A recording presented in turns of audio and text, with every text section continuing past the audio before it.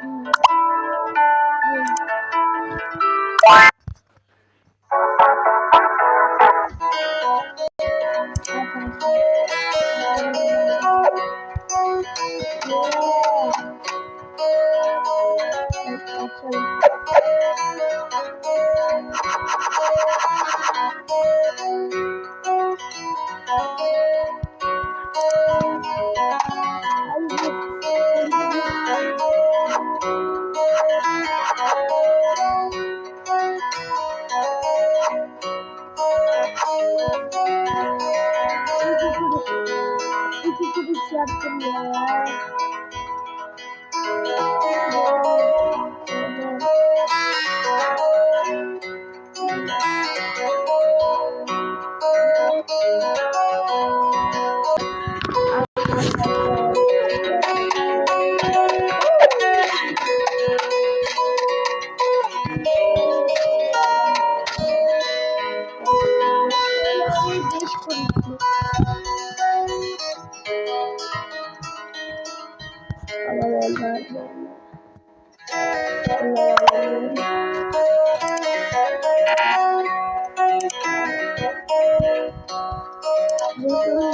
Alabiliyor muyum?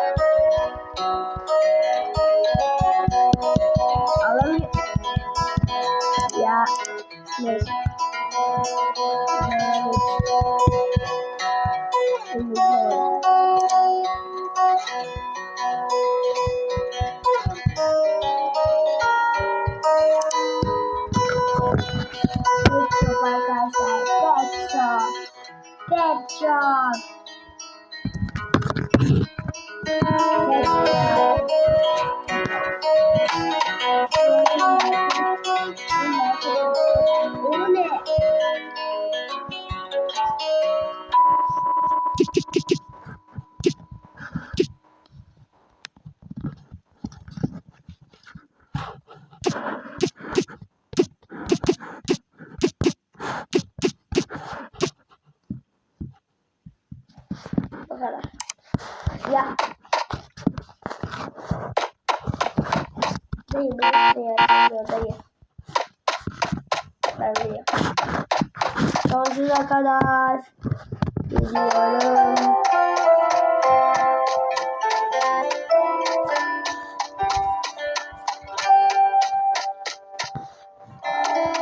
Çok karışık direğim sanki var gibi.